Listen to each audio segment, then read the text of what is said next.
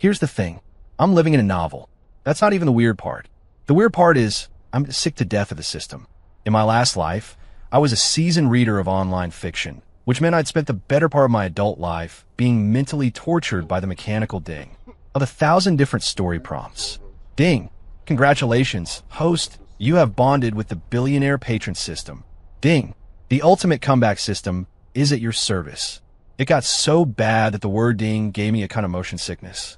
So when I woke up inside a modern-day fantasy novel I'd once read and realized I was Jake Collins, the broke loser about to be chosen by the almighty system, my first reaction wasn't joy. It was exhaustion. Jake Collins, swear that I would rather starve to death, jump off a bridge, whatever. I will not be the system's puppet in this life.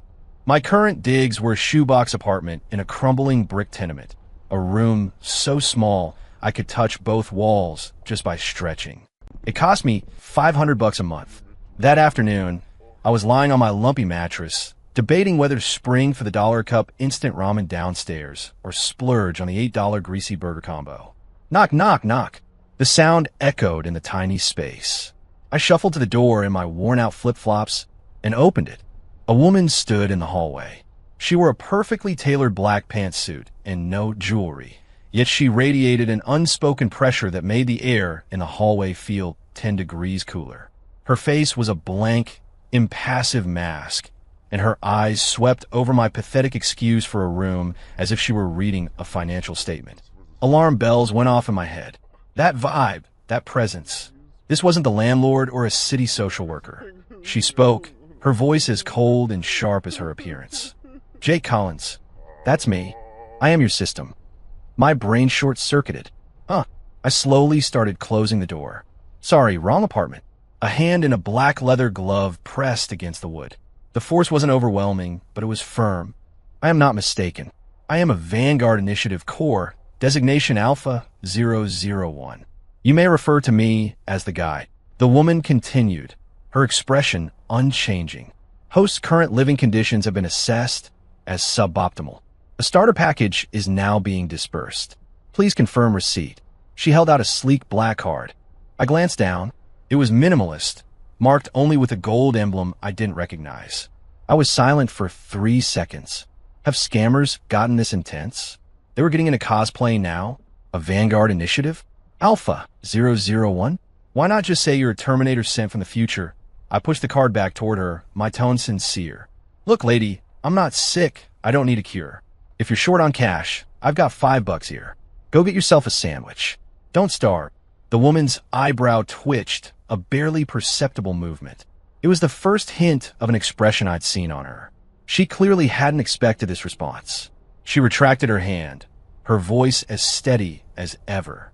As per the protocol, I must complete the bonding process. This card contains $10,000. It is your seed capital. 10 grand. My heart skipped a beat. Do scams have this kind of budget now? They give you the money before they trick you. My guard went up even higher. If something seems too good to be true, it's because it's a trap. No thanks. I despise money. Can't stand the stuff, I said, striking a worldly, detached pose as I tried to shut the door again. Analysis of database suggests the host's refusal is rooted in a fundamental distrust of the system, she said, pulling out her phone and tapping the screen. A second later, my cheap, cracked smartphone buzzed. It was a text from my bank. Your Chase account ending in XXXX received a deposit via transfer on October 26th at 3:32 p.m. Amount $10,000.00. Your new available balance is $10,003.50. I stared at the text, then at the woman. My brain felt like it was rebooting. That $3.50 had been everything I had in my name. Now there were a lot more zeros. She really sent the money? The woman, who called herself the guide, I later found out her name was Eleanor Vance, was silently observing my reaction. What she didn't know was that my shock wasn't from the sudden windfall. It was from the horrifying realization that she might not be a scammer. She was a bona fide lunatic. A rich, dangerously ill lunatic who genuinely believed she was a sentient AI from a video game. Those people are way more dangerous than scammers. Get tangled up with someone like that, and God knows what kind of trouble you'll be in. My survival instincts kicked into overdrive. I took a deep breath and looked at her with the most compassionate, pitying expression I could muster. Ma'am, life is about keeping your feet on the ground. Don't lose yourself in these fantasies. You're not a system, and I'm not a host. You're a good person. You deserve to live a real life. With that, I opened my banking app and transferred the $10,000 right back to the account it came from. Your transfer of $10,000 was successful. I felt a wave of relief wash over me. Goodbye, trouble. I looked up, only to see that the expression in Eleanor's eyes had changed. It was a bizarre mix of surprise, approval, and was that a flicker of fanaticism? She took out her phone again, her fingers flying across the screen. My stomach dropped. She wasn't going to call the cops and say I was harassing her, was she? My phone buzzed again. Your Chase account ending in XXXX received a deposit via transfer on October 26th at 3:35 p.m. Amount, $100,000.00. Your new available balance is $100,003.50. $100,000. I was completely dumbfounded. Eleanor put her phone away, her voice laced with an unprecedented gravity. Host has been detected to possess a rare anti-wealth constitution. Rejection of the starter package has triggered the hidden character trial mission. Congratulations, host. Trial passed. System privileges have been upgraded. Seed capital has been increased to $100,000. Jake Collins, you are exactly the one I've been searching for. I opened my mouth, but no words came out. I looked at the long string of zeros on my phone, then at her stoic face, which screamed, "You have not disappointed me." I was screwed. I just got myself mixed up with a whole new level of crazy. In the end, I couldn't return the $100,000. Eleanor had somehow designated my account as a subsidiary or something, giving me receiving privileges only. I couldn't transfer anything out. She left me with one final command: utilize these funds. Prepare for the next phase of the mission. Then she and her assistant, a sharp-looking guy in gold-rimmed glasses, turned and left. I collapsed onto my bed, staring at the yellow water stain on the ceiling, my entire worldview shaken.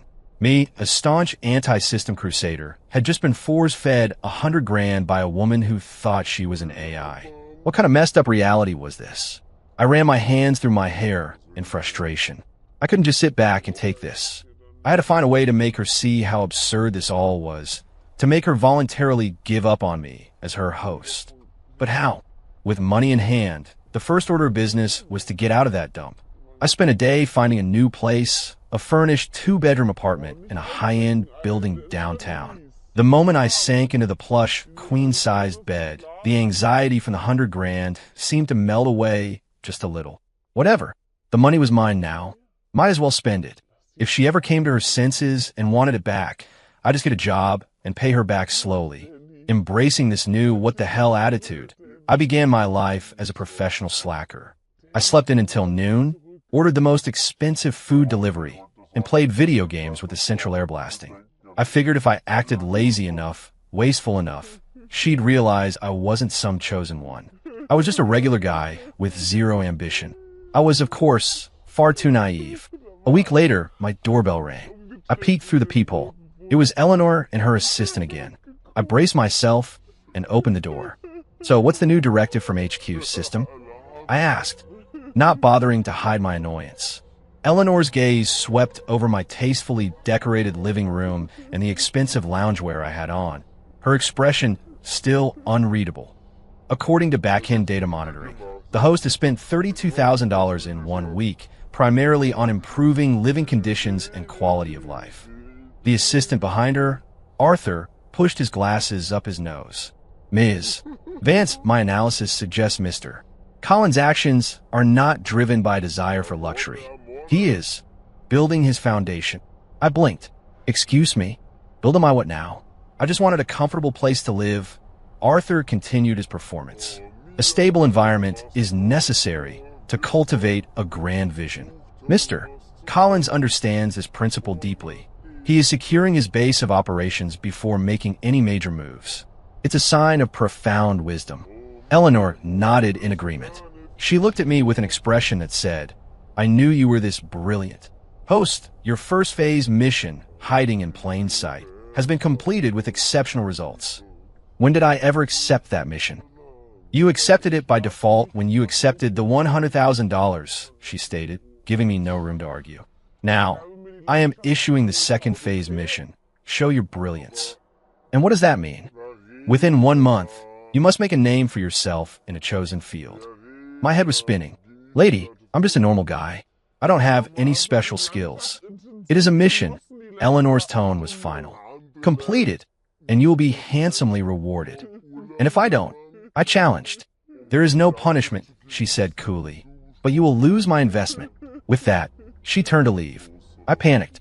If this crazy woman walked away now, who was I going to reason with? I had to snap her out of it right now. In a moment of desperation, I pointed at her assistant. I think he'd be a much better host for you. Look at him.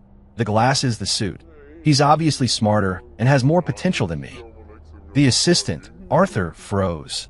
Eleanor stopped and turned back to look at me. Her expression was strange, a mix of scrutiny and contemplation. Arthur's face went pale. He looked at Eleanor, waving his hands frantically. Ms.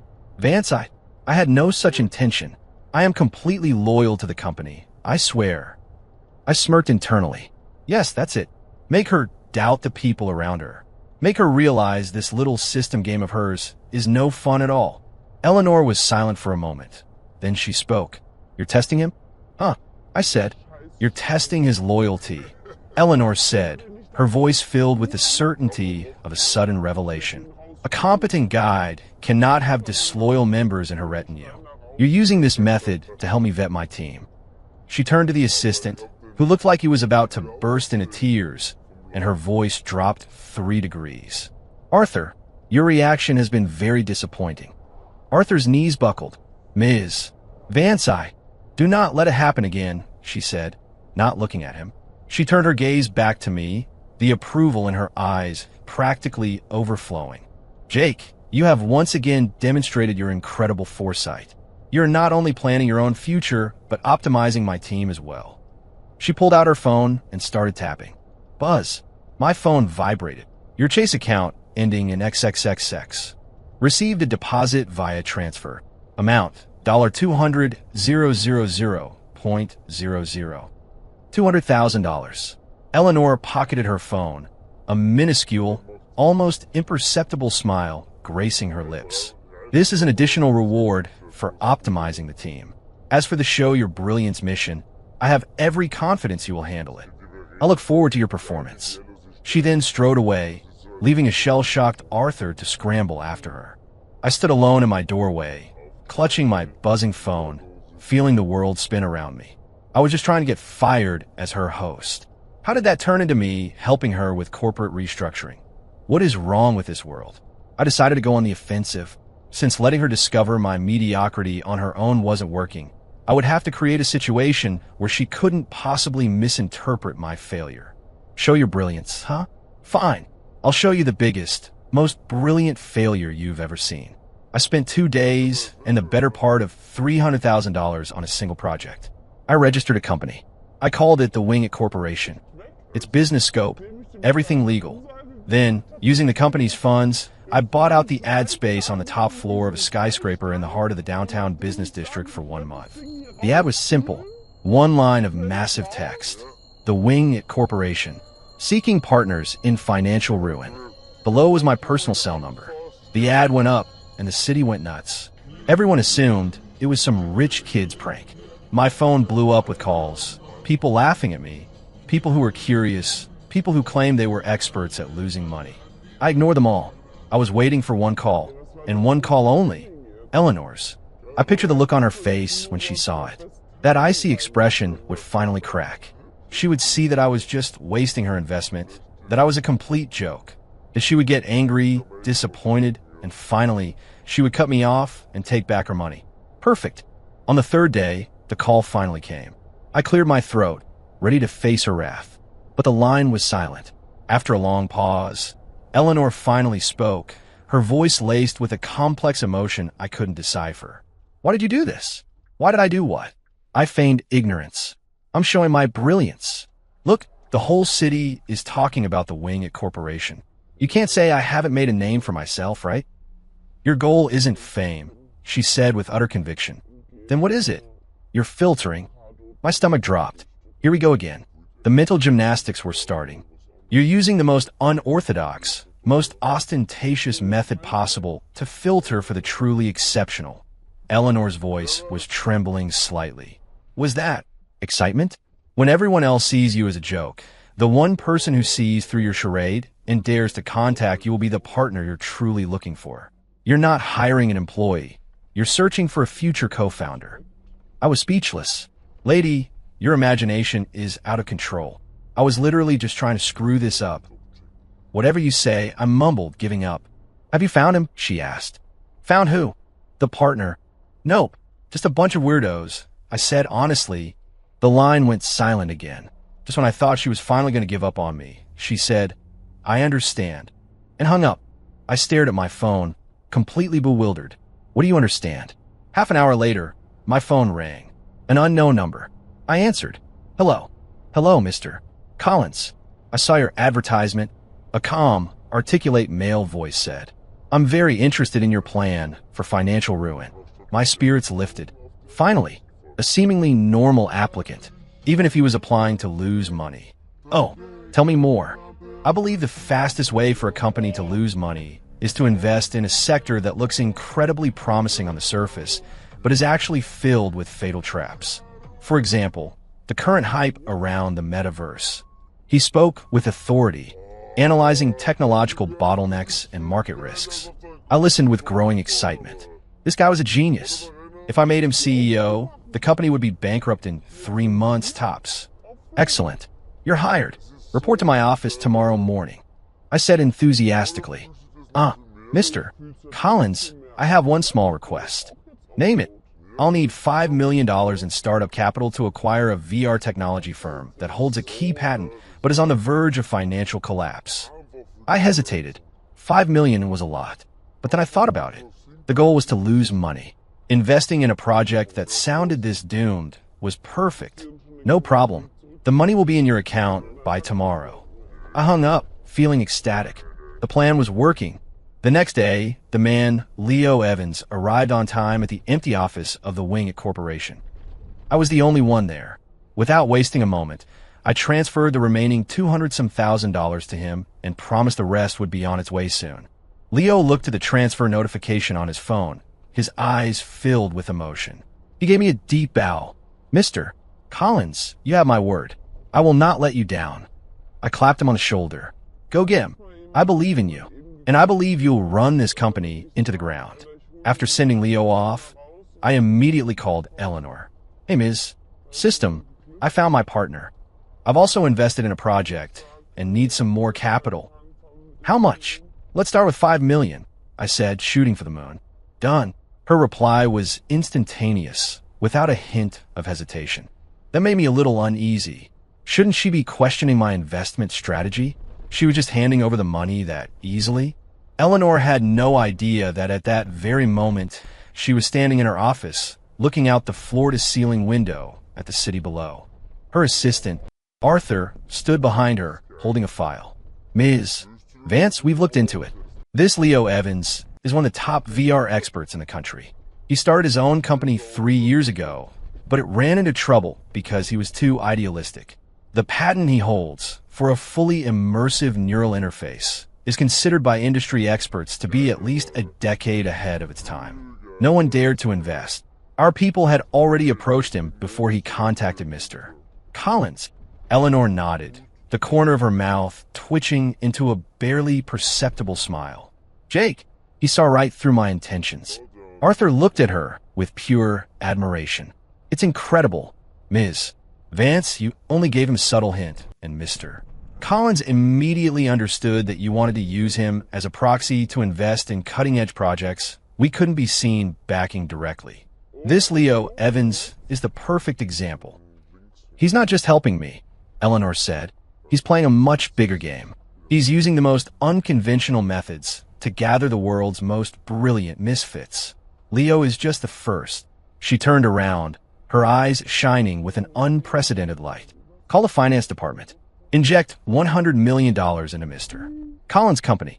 $100 million. Arthur's hand trembled. "That's right," Eleanor said, her gaze fixed on the billboard outside. "My host. His journey is to the stars. This is just the beginning. And me? When I received the text notification for a $100 million deposit, I was in the middle of eating a cup of instant ramen. Puffed.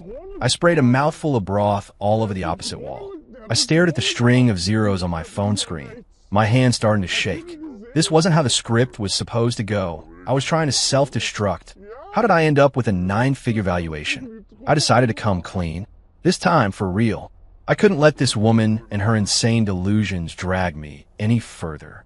If this kept up, I'd actually end up being hailed as some kind of visionary or business prodigy, and then I'd never be able to get off that pedestal. I asked Eleanor to meet me at a coffee shop downstairs from my office. To show how serious I was, I even put on a suit. It was a cheap $100 knockoff from a discount store, but I had to project an air of authority. Eleanor arrived on time, dressed in her usual all-black power suit, looking like a freshly sharpened sword. She sat down across from me. A waiter came to take our order. "Black coffee? No sugar, no cream," she said. "Ice water with extra lemon," I said. After the waiter left, I took a deep breath and got straight to the point. "Eleanor, we need to talk." "I'm listening," she said, taking a delicate sip of the water on the table. "I think there's been a fundamental misunderstanding between us." I chose my words carefully. "First, I need to state for the record that I am not your host." Eleanor just looked at me, her expression calm and non-committal. "Second, you are not a system. You're a real, living person and a very successful businesswoman at that. You shouldn't be indulging in this kind of role-playing game." I paused, my tone becoming more earnest. "All the money you've given me, I'll find a way to pay it back. I'll dissolve my company. We could just pretend we never met. Okay?" I finished, my heart pounding. The coffee shop was quiet except for the soft background music. I watched her nervously, waiting for her reaction. Anger? Disappointment? A sudden moment of clarity? Eleanor set her glass down, the sound echoing lightly in the silence. She looked at me for a long time, so long that I thought she was about to flip the table and storm out. Then, she asked a completely unrelated question. "Are you afraid?" "What?" I was thrown off guard. I said, "Are you afraid?" She repeated, her gaze intense. "Have you foreseen something? Is that why you're trying to back out?" I was baffled. What new fanfiction was her brain writing now? "I don't know what you're talking about. I just want to go back to being a normal person." "No, you don't." Eleanor's voice was firm with conviction. "From the moment you rejected the first payment, I knew you were different. You shunned fame and fortune because you know they come with a higher price. You started a company and acted in the most absurd way possible to mislead your enemies. You invested in Leo to lay the groundwork for the future. And now, you suddenly want to quit to cut all ties." She leaned forward slightly, her voice dropping to a low whisper. "Jake, tell me, have you sensed a danger? A danger so great that even you are wary of it." My mouth hung open. I felt like my brain was no longer capable of processing her logic. "Lady, an overactive imagination is a medical condition. You need help." Just as I was about to argue, the door to the coffee shop flew open, and several large men in black suits stormed in. The leader was a man with a prominent scar on his face and a vicious look in his eyes. He walked straight toward our table. The other customers gasped and scrambled to get out of the way. My stomach sank. Seriously? In broad daylight? The scar-faced man stopped at our table, his eyes glancing over me before settling on Eleanor. "Ms. Vance, my boss would like a word," he said, his tone dripping with disrespect. Eleanor's expression turned icy. "Marco, go back and tell your boss his tactics are pathetic." "Then I guess we'll have to do this the hard way," he grunted, waving a hand. Two of his goons moved forward to grab Eleanor. My mind went blank. Acting on pure instinct, I shot to my feet and stood in front of her. Even though I wanted to be done with her, I couldn't just stand by and watch a woman get manhandled. "What do you think you're doing?" "I'm calling the cops," I yelled, grabbing my glass of ice water like I was ready for a fight. Marco shot me a disdainful look. "Get out of the way, pretty boy. This doesn't concern you." He threw a punch straight at my face. I squeezed my eyes shut, bracing for the impact. Just then, a cold, firm voice rang out behind me. "Stop." It was Eleanor. Somehow, she was on her feet, holding a fork, one of those small dessert forks. She had the tines of the fork pressed against Marco's wrist. He froze. He looked down at his wrist, then back up at Eleanor, a look of disbelief on his face. Eleanor, you. I said, stop. Her voice was as cold as a glacier. You dare touch my people? Her voice wasn't loud, but it carried an authority that couldn't be defied. Beads of sweat formed on Marco's forehead. His men behind him were stunned into inaction. I stared at Eleanor's back, feeling like I was seeing her for the first time. Was this the same delusion-prone woman who was obsessed with her system game? In that moment, she looked less like a gamer and more like a queen. Marco gritted his teeth, clearly weighing his options. Finally, he slowly pulled his hand back, glaring at me. You got lucky, kid. With that, he and his men retreated, leaving as quickly as they had come. The coffee shop fell quiet again, but the tension remained. I was still reeling from what had just happened. Eleanor turned around and placed a fork back on the table. She looked at me, her eyes filled with a complex mix of emotions I'd never seen before. There was worry, fear, and a subtle, almost imperceptible tenderness. Are you okay? She asked. I shook my head, then pointed at the fork. What? What was that? Just a little self-defense, she said dismissively.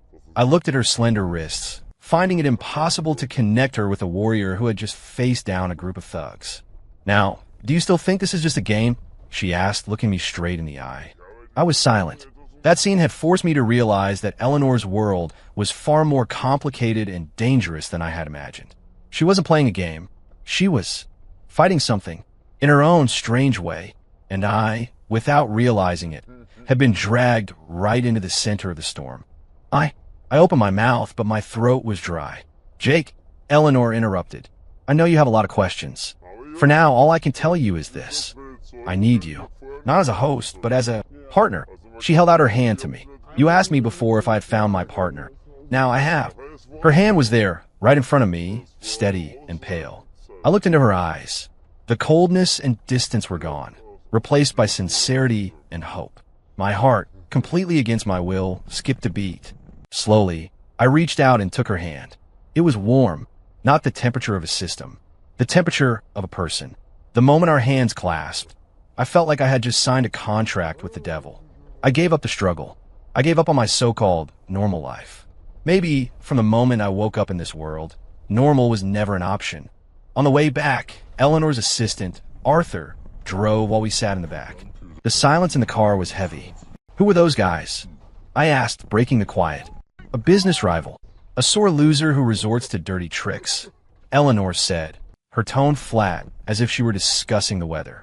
Will they be back? Yes, she answered with certainty. But next time, their target will likely be you. A chill went down my spine. Why me? Because today, they saw that you were important to me. I shifted uncomfortably. That sounded weird. Therefore, until you are capable of defending yourself, you will require protection, Eleanor said, handing me a business card. It had a single name, Rex, and a phone number. He's my best security specialist. Starting tomorrow, he will be with you 24/7. Isn't that a bit much? I protested. Being followed around all day sounded awful. There'd be no freedom. This is not a negotiation. It is a notification. Her tone was back to being imperious and final. I pouted, but didn't argue further.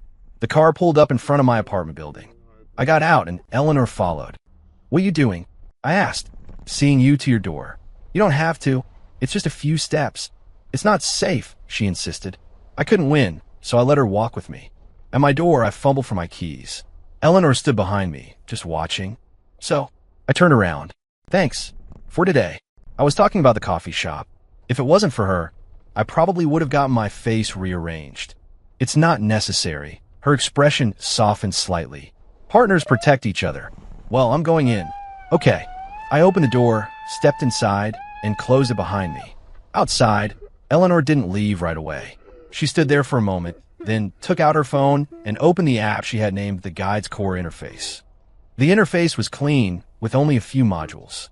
Host status, secure current mission, none system level, LV3 store, locked emotional link. 0, awaiting establishment. She stared at the last item. Emotional link, lost in thought. Today, in the coffee shop, The moment Jake stood in front of her, the value in that module had flickered for the first time, rising from 0 to 0.1. It dropped back down almost immediately, but the change had unsettled her.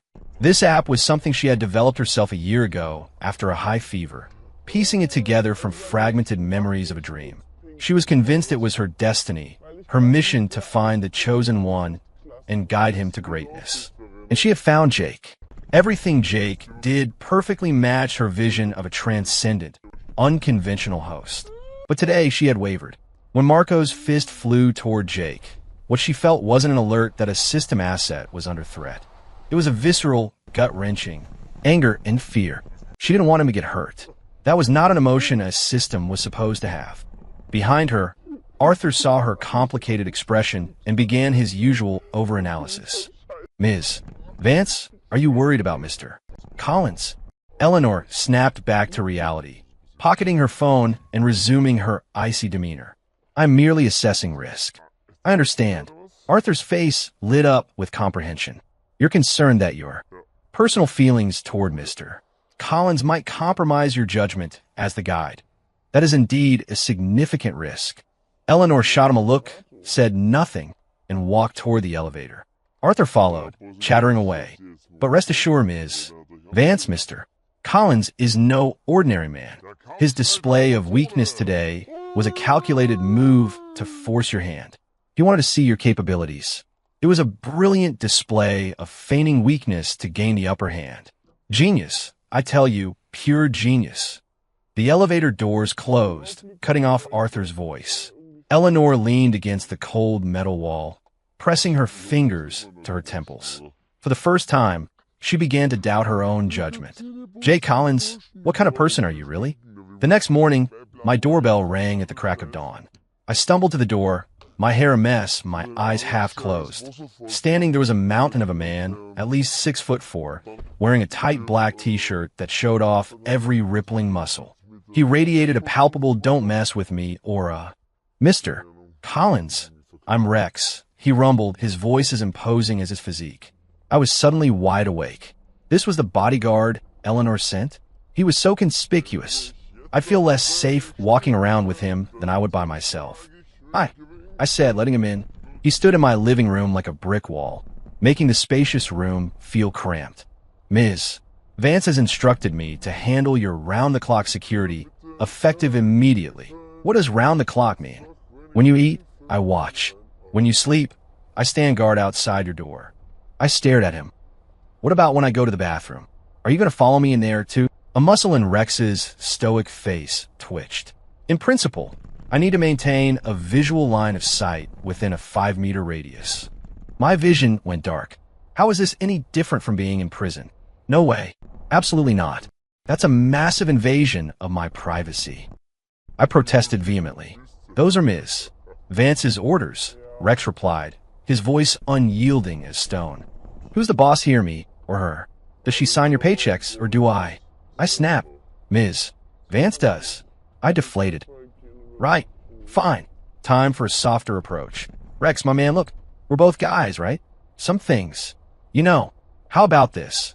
You hang out in the living room. I'll be in the bedroom. We stay out of each other's way. Sound good? Rex considered it for a moment, then nodded. Acceptable, but you cannot lock the door. I had a compromise. The next few days were a strange form of cohabitation. While I played video games, Rex stood beside me like a statue. When I ordered takeout, he would test it with some kind of silver device for poison. While I went to sleep, he really did pull up a stool and sit outside my bedroom door like a gargoyle. I was going crazy. Then, one day, Leo called me, his voice trembling with excitement. Mr. Collins, we did it. We actually did it. Did what? I asked, confused. Our Genesis system. The initial tests were a success. The fully immersive neural link. It works. It took me a second to realize he was talking about his VR project. He already had results? Had he spent all the money I gave him? Was the company finally going bankrupt? So, I asked. So we need more funding to move on to the next phase. Clinical trials and hardware optimization. Mr. Collins, this is a world-changing breakthrough. We're about to create a whole new reality. Leo sounded like a true believer.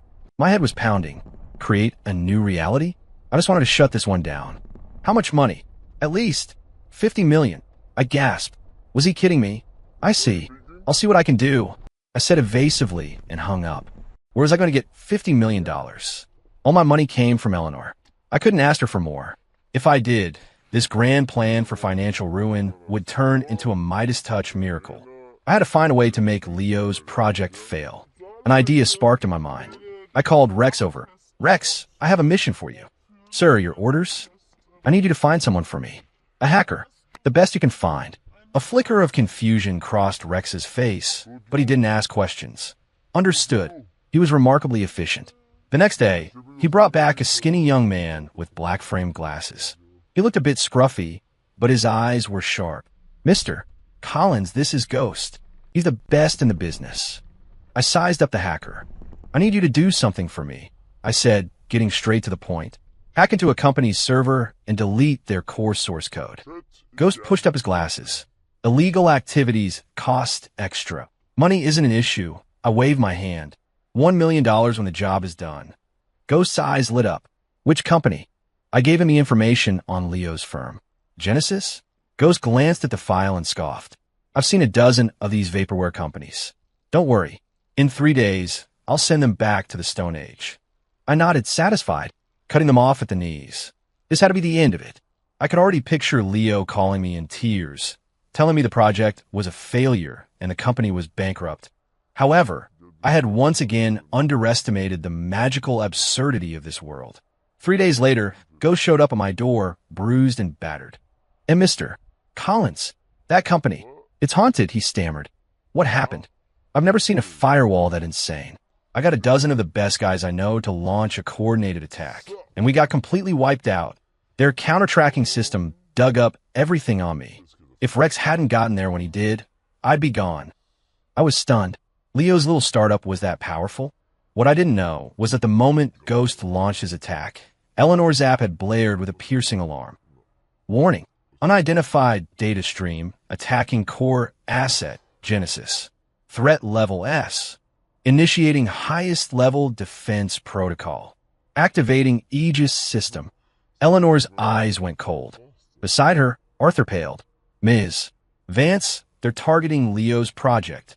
The attack is overwhelming. Our tech team can't hold them off. Stay calm, Eleanor said, her fingers flying across her phone screen as she issued commands through the app. Switch to backup servers. Initiate data mirroring. Enable physical isolation. Trace the attack. Lock their location. Under her command, a silent war raged in cyberspace. 30 minutes later, the alarm ceased. Arthur wiped the sweat from his brow, still shaken. That was too close. Ms. Vance, they were good. A top-tier international hacking collective. Eleanor stared at the feedback on her app, lost in thought. Attack origin IP. Locked. Physical address. 345 Oak Street, App 7B. Arthur saw the address and gasped. That's Mr. Collins' address. Could it be someone close to him? Arthur's face turned grim. Eleanor didn't speak. She looked at the address, but the image in her mind was of Jake's face, always tinged with a lazy, exasperated air. Another test. Did he orchestrate this attack to test the capabilities of my Aegis defense system? Or was he trying to tell me there was a mole in his circle that I needed to eliminate? Eleanor's eyes grew brighter. She felt she had grasped the truth. Arthur. Yes, Ms. Vance. Investigate everyone Rex has been in contact with recently. Right away. And notify the finance department. Inject another $50 million into the Wing It Corporation. Arthur froze. Ms. Vance, why? The Genesis project has passed this stress test, proving its value. And this serves as an answer for Jake. She whispered the last part to herself. When my phone buzzed with the $50 million deposit notification, I was busy consoling the traumatized hacker, Ghost. I stared at the number, so long it made me dizzy and felt my soul leave my body. Why? Why was this happening? All I wanted to do was quietly lose some money. Why was it so damn hard? I got sick, a sickness of the soul. Looking at the 9-figure balance in my bank account didn't bring me joy. It was a crushing weight. The money felt like a mountain pressing down on me, suffocating me. I locked myself in my room and didn't come out for 3 days. Rex, thinking I was suicidal, almost broke down the door. I was just contemplating a single, profound philosophical question. How could I spend all this money, legally, reasonably, and in a way that Eleanor couldn't possibly misinterpret as some grand design? I thought about it for 3 days and 3 nights, and finally, I had a brilliant idea. Charity. Yes, charity. I would donate the money. Give it to people who needed it. There was no way that could be spun as a business strategy, right? It was a purely altruistic act. No matter how wild Eleanor's imagination was, she couldn't possibly connect charity with showing brilliance or building a business empire, could she? The more I thought about it, the more perfect it seemed. I leaped out of bed, feeling invigorated, and strode out of my room. Rex, who was standing guard, breathed a sigh of relief. Mr. Collins, you're finally out. Rex, get ready. We're going out. Where to? To spend some money. I took Rex straight to the city's largest charitable foundation. The director, a middle-aged woman named Mrs. Davis, greeted me warmly. When I told her I wanted to make an anonymous donation of $10 million, her smile froze on her face. And Mr. Collins, how much did you say? $10 million, I repeated nonchalantly. A dead silence fell over the director's office. Her assistant dropped the cup she was holding, and it shattered on the floor. I was extremely pleased with their reaction. This was the effect I wanted. Shock, confusion, the belief that I was insane. Not like Eleanor, who always managed to find some profound meaning in my most ridiculous actions. The donation process was quick. As I signed the papers and watched my account balance drop by $10 million, I felt an unprecedented sense of relief. My soul felt cleansed. Walking out of the foundation's building, the sun was shining and the air felt fresh. I felt like I was one step closer to my goal of being a normal person. I even had my speech prepared. When Eleanor came to confront me, I would tell her that I was just a kind-hearted person who couldn't bear to see suffering in the world. Money is fleeting. You can't take it with you. Let's see her try to overthink that. But Eleanor never came. Not a single call or text. It was unsettling. The calm before the storm? The next day, a news story broke that sent the entire city into a frenzy. Mysterious philanthropist donates $10 million to Heart of the City initiative. The report detailed how the massive donation would be used to launch the long-stalled Heart of the City project, a large-scale public welfare program aimed at providing free health care, elder care, and community services to the city's older, lower-income neighborhoods. And the original proponent and driving force behind this initiative? Eleanor Vance's company, the Vanguard Group. The project had been shelved by the board of directors due to its massive cost and lack of short-term commercial returns. Now, thanks to my $10 million gift from the heavens, the project was back on. At the press conference, Eleanor appeared as a representative of the Vanguard Group. A reporter asked her, Ms. Vance, what do you have to say about this mysterious benefactor's act of kindness? On the TV screen, Eleanor was wearing a white suit, her expression unusually soft. She looked in the camera and spoke slowly. I'm not surprised, because I know he has always been working in his own way to make the world a better place. This wasn't charity. This was an investment in the future. A future where everyone can grow old with dignity and receive care when they are sick.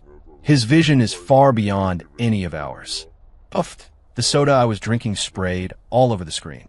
I collapsed onto the sofa, staring blankly at the ceiling. I was wrong. I had been wrong from the very beginning. I had underestimated her ability to spin a narrative. This wasn't just overthinking anymore. This was creating an entire parallel universe. I donate money, and she interprets it as helping her push her agenda. I try to lose money, and she sees it as recruiting talent. I slack off, and she calls it hiding in plain sight. Was there anything in this world she couldn't reinterpret? My phone rang. It was Eleanor. With a trembling hand, I answered. Hello. Well done. Her voice on the other end was tinged with a smile. It was the first time I'd ever heard her sound so genuinely happy. That was a brilliant move.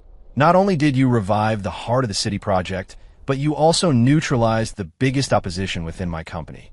The board just voted unanimously to give me full control of the initiative. I was speechless. I wasn't, that's not what happened. No need to be modest. Eleanor's tone was light and cheerful. As a reward, I've had 15% of the project's equity transferred to your name. Once it's up and running, the annual dividends should be in the nine-figure range. My vision went black. I almost fainted. I donated $10 million.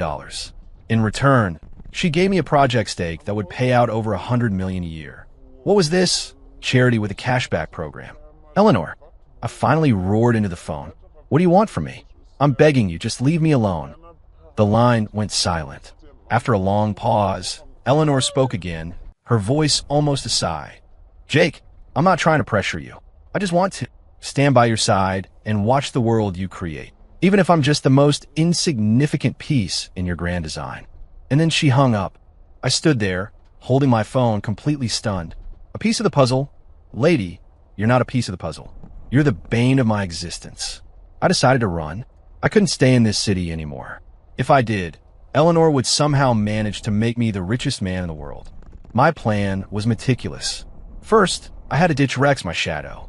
I pretended I wanted to go for a walk and took him to the city's most crowded pedestrian mall.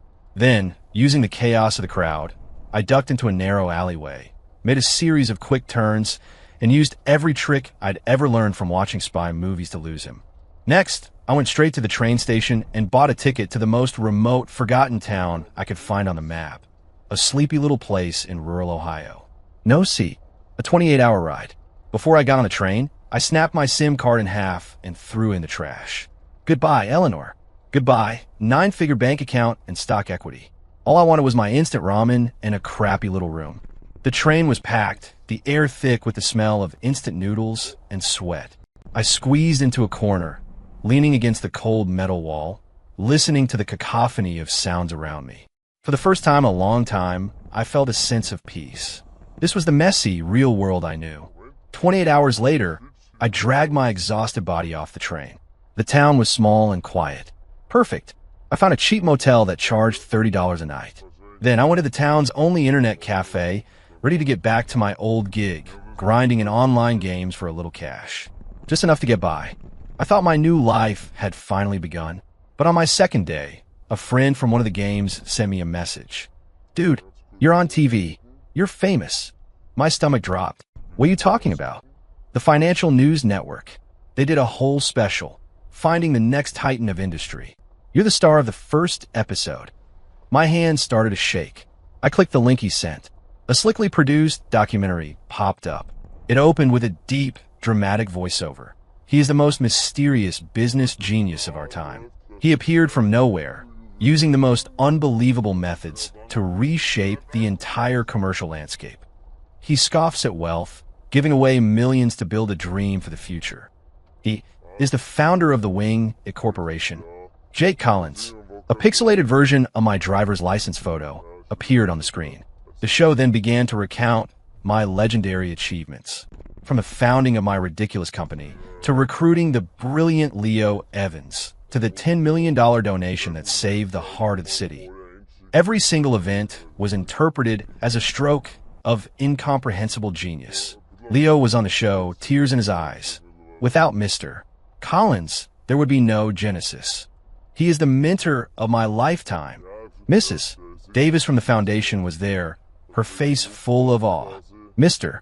Collins' vision is the grandest I have ever witnessed. He is concerned with the future of our entire society. Even Ghost, the hacker I'd hired, made an appearance, his face blurred out. I have never faced such a formidable opponent. His strategy was flawless. I was thoroughly and completely outmaneuvered. The show ended with the host's booming conclusion. Jake Collins is like a comet, streaking across the dark sky of the business world. We have every reason to believe he will lead us into a new era. What miracles will this titan of industry create next? The world is watching. I closed the video, my face ashen. It was over. It was all over. Not only had I failed to escape, but I had been upgraded from a local oddity to a national icon. I knew exactly who was behind this. Eleanor. She had used the power of the media to turn me into a business messiah. She was cutting off every possible escape route. I slumped in the cheap plastic chair, the world spinning around me. Just then, a man in a black suit walked up to my computer. It was Arthur. He gave me a respectful bow. Mr. Collins, Ms. Vance has asked you to come back. I looked at him and started to laugh. It was a hollow, broken sound. Go back. There's nothing to go back to. I pointed at the pixelated image of my face on the screen. The whole country knows who I am now. Where could I possibly go? Ms. Vance said your destiny was always among the stars. A small town could never hold you. What else did she say? I asked through gritted teeth. Arthur pushed his glasses up. The screen's light glinted off the lenses. She said she knew you would come here. I froze. How did she know? Because this internet cafe, along with every other business in this town, was acquired by the Vanguard Group 3 days ago. Ms. Vance said she is happy to play the hiding in plain sight game with you. Wherever you go, she will build your starter village there until you are ready to come home. My vision went black and I passed out.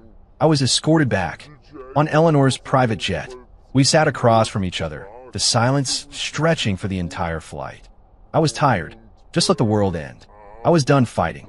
I gave up all resistance and went completely limp. Think what you want, spin it however you want. I'm done. Back in the city, I wasn't taken to my fancy apartment. I was driven to an estate, a literal estate, with manicured lawns, a private lake, and a full staff of butlers and servants. Where are we? I asked Arthur. Mr. Collins, this is Ms. Vance's gift to you.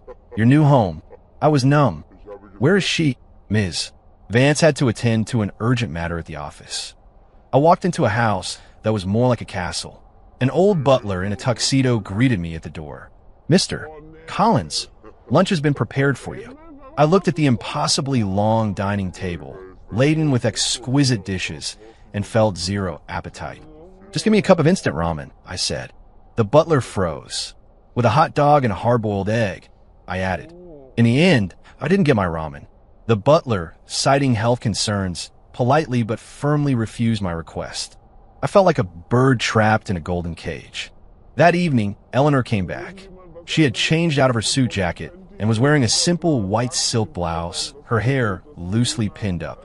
She looked less like a CEO and more soft. She sat down at the dining table and gestured for me to join her.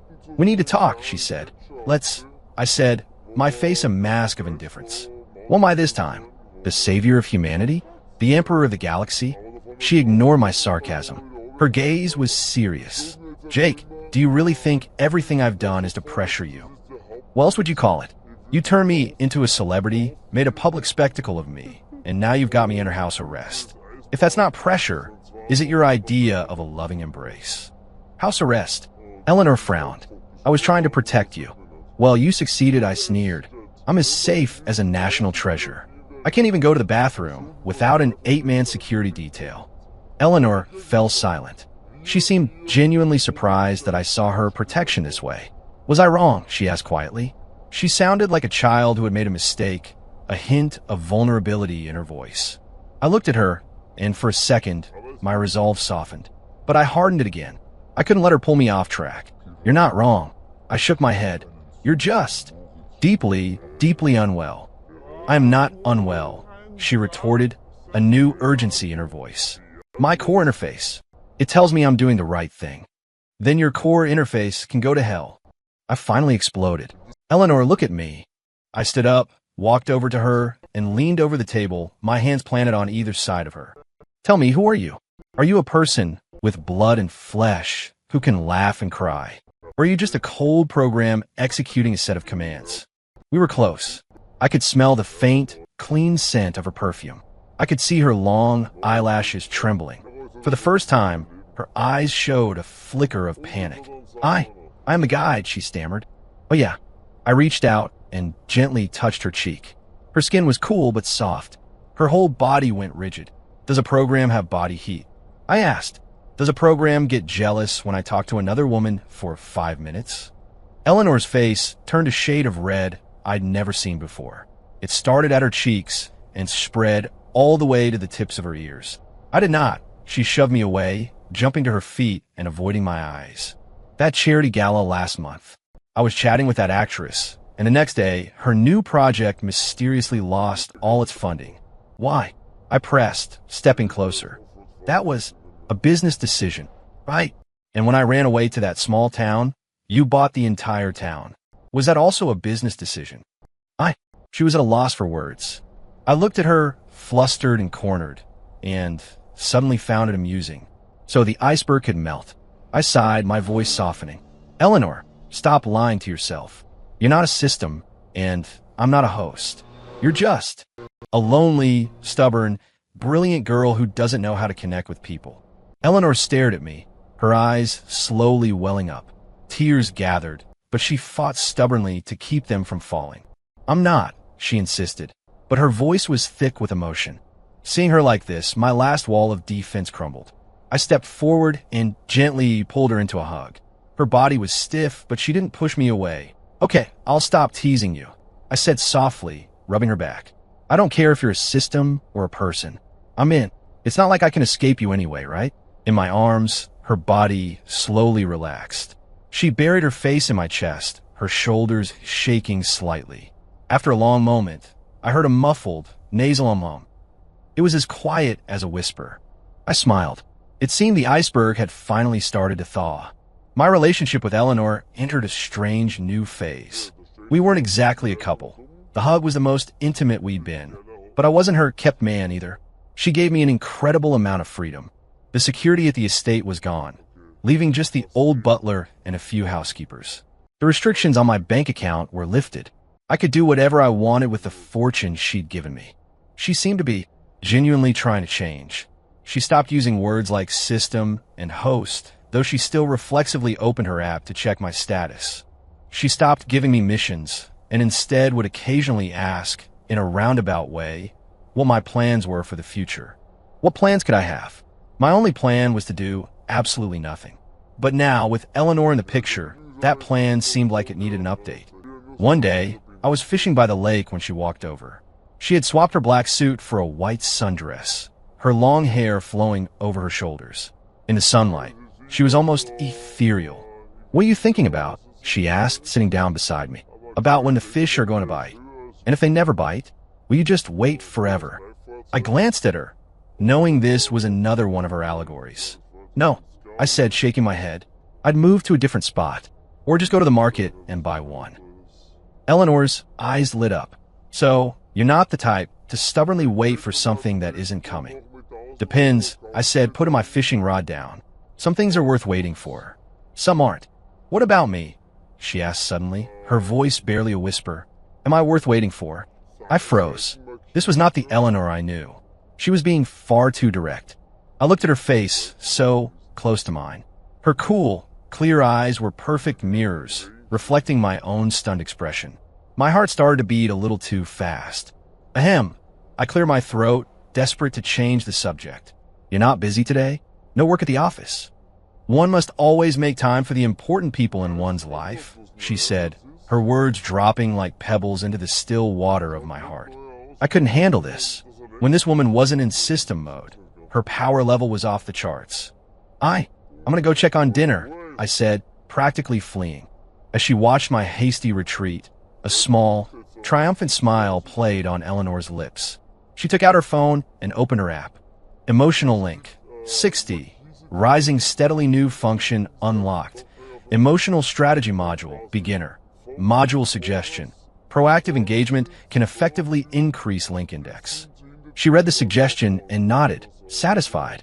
So this was what falling in love felt like. It was not bad. That night, after dinner, Eleanor suggested we go for a walk. We strolled along the path that wound through the estate gardens.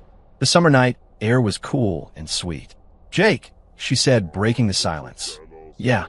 What kind of woman? Do you like? I stopped and gave her a strange look. Why are you asking? Curiosity. I've never really thought about it, I said honestly. In my last life, I was single. In this one, I'd been too busy trying to fail. Well, think about it now, she insisted. I thought for a moment, then answered off the cuff. I guess. Someone gentle, considerate, not so intense. Someone who wouldn't try to change me, who'd just let me be lazy in peace. After I spoke, I snuck a look at her. Just as I expected, her expression had darkened. I had just listed everything she wasn't. I felt a little smug, hoping to knock her down a peg. But she was just silent for a moment, then nodded. I see. That was it? No argument? No anger? That wasn't like her at all. From that day on, Eleanor really did change. She stopped making demands. She stopped asking about my company. She started learning to cook, though her first attempt nearly burned down the kitchen. She started wearing brighter colors. Her expression was still stoic, but she seemed softer. She even smiled at me. It was a stiff, barely there smile, but it was a smile. Watching her, I felt a mix of emotions. I was touched, but also, my heart ached for her.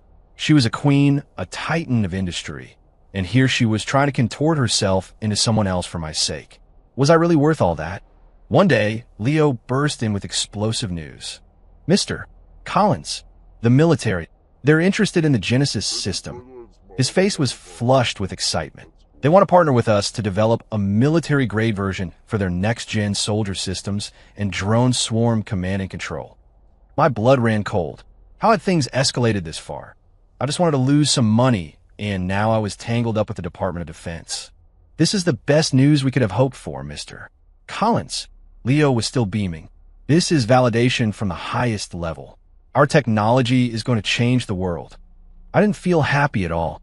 I had a feeling that much bigger trouble was on its way. And sure enough, not long after, an unexpected visitor showed up.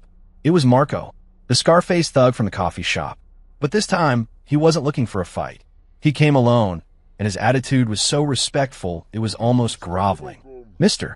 Collins, my employer would like to discuss a business proposition with you. I have nothing to discuss with you or your employer, I said coldly. No, please, just hear me out, Marco said quickly. My employer represents a very powerful overseas tech investment firm.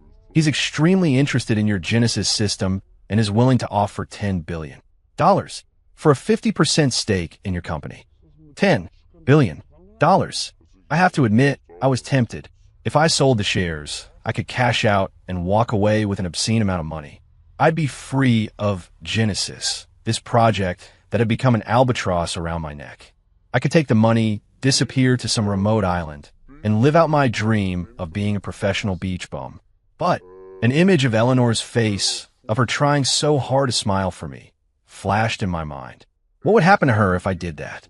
She had invested so much in me, and I would be betraying her on the one project she valued most. So what do you say, Mr. Collins? It's the opportunity of a lifetime, Marco pressed, seeing my hesitation. I took a deep breath, about to speak. A voice, cold as ice, came from behind me. You think his shares are only worth $10 billion. Did you ask for my permission? It was Eleanor. She was standing right behind me. Her face had reverted to that impenetrable, frosty mask. Her eyes were colder than a Siberian winter. Marco's face fell the moment he saw her. MMS, Vance, what are you doing here?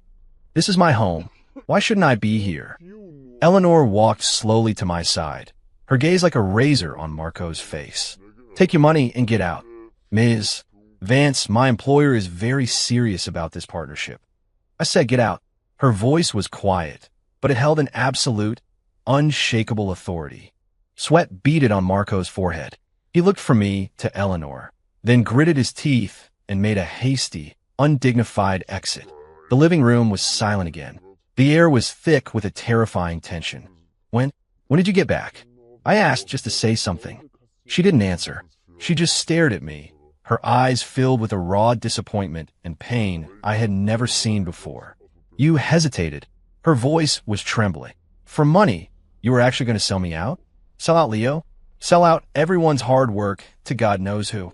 No, I denied it instinctively. You were just considering it, weren't you? She cut me off, a bitter, self-mocking smile on her face. I was such a fool. I thought I actually meant something to you. I thought we were partners. But I guess when $10 billion is on the table, none of that matters. A tear finally escaped and rolled down her cheek. It was like a pearl from a broken string, and it hit my heart with a physical force. I panicked. No, Eleanor, that's not it. Let me explain. I reached for her hand, but she violently pulled it away. Don't touch me. She took a step back like a wounded animal, every defense raised. Jake, I was so wrong about you. With that, she turned and ran out of the house. I stood there, frozen, watching her disappear. My chest felt hollowed out. It was over. This time, I had really, truly screwed up. For the next few days, Eleanor didn't come back to the estate. I called her. She didn't answer. I texted her. No reply. I went to her office, but Arthur blocked the door, telling me, "Ms. Vance doesn't wish to see you." For the first time, I understood what it felt like to be truly frantic. All I could see was her crying face. All I could hear were her words. "I was so wrong about you." I realized I couldn't live without her. Without her there to interpret my every move through her bizarre system logic, my world felt incomplete. I couldn't lose her. I had to do something. I want to see Leo. Leo, I need you to do something for me. Anything, Mr. Collins. I need you to arrange a press conference. 3 days later, the Wing It Corporation's press conference was broadcast live across every major news network. I stood alone under the bright lights, wearing a proper suit, facing a sea of cameras and microphones. "Mr. Collins, what is your response to the $10 billion acquisition offer? Mr. Collins, will you be selling your stake in the Genesis project? Mr. Collins." I held up a hand, and the room fell silent. I looked directly into the main camera.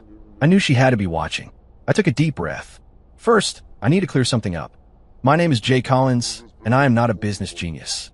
I am not a titan of industry. I am just a normal guy who wanted a quiet life.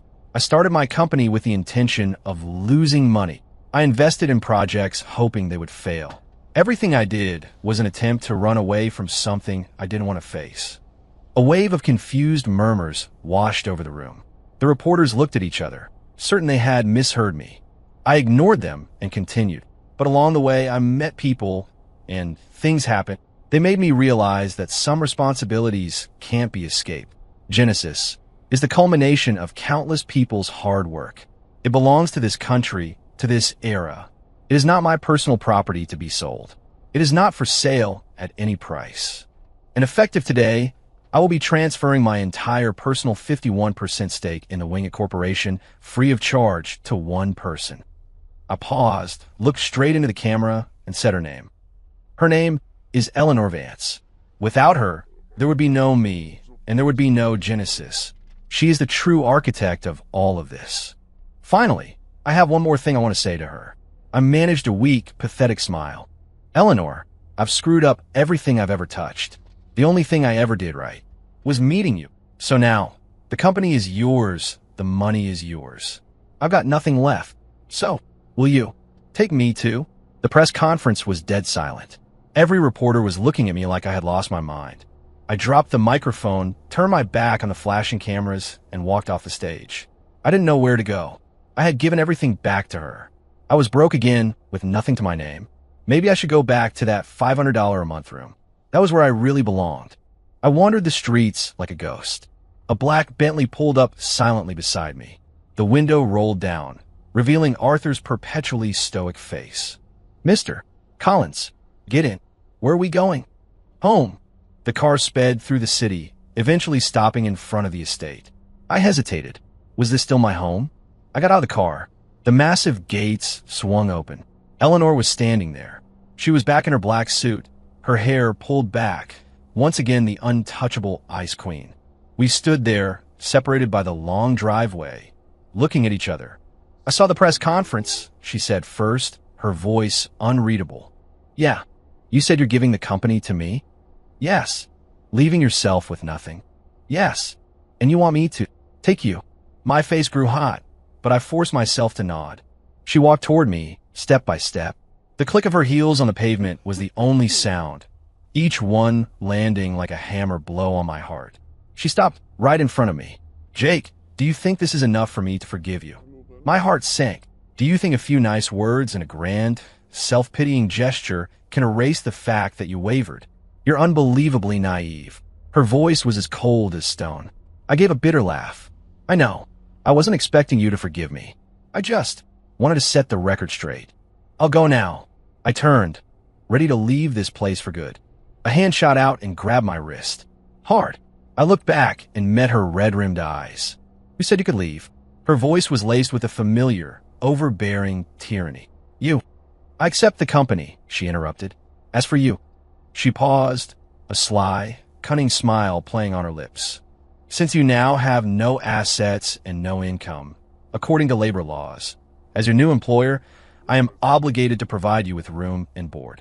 So, starting today, you will live here. As for your job title, she tilted her head, thinking, you could be my personal assistant. The salary is $3,000 a month, room and board included. You'll be on call 24/7. Do you have any objections? I looked at the smile she could no longer hide, at the warmth in her eyes that was just for me. What objections could I possibly have? I turned my hand, lacing my fingers with hers, and pulled her in my arms, holding her tight. No objections.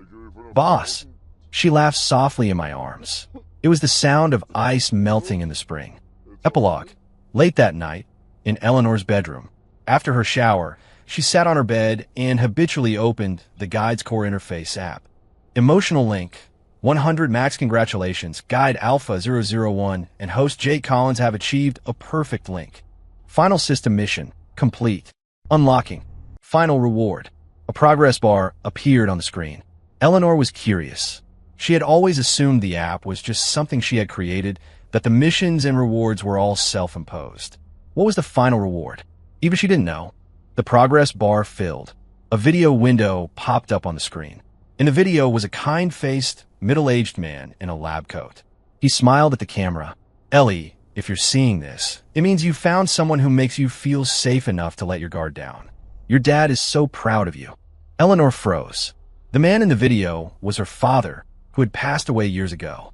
This app, it's the last gift I could leave you. I know how independent and strong you've always been, how you carry everything on your own shoulders. I was so afraid that after I was gone, you would be all alone, so I designed this game. I hoped that in the process of searching for your host, you would learn how to love, how to depend on someone. As for your chosen one, Jake, well, I sort of chose him for you. He's the son of an old army buddy of mine. He has a good heart, even if he is a little lazy. I thought his personality would be the perfect balance for yours. All that money you gave him, it all came from the trust fund I left for you. So don't worry about it. Just think of it as a dowry for your future husband. All right, my mission is complete. Ellie, forget about the system, about the missions. Just go and love him, and live a good life. The video ended, and the screen went dark. Eleanor sat on the bed, stunned, as silent tears streamed down her face. So, none of it was fate. None of it was a grand mission. It was just a father's deep, clumsy love for his daughter. She wiped her tears and smiled. Just then, the bedroom door creaked open. Jake poked his head in. Hey, boss, you need a bed warmer? The $3,000 a month kind. Eleanor looked at him, her eyes curving into crescents as she smiled. Get in here, my host. End.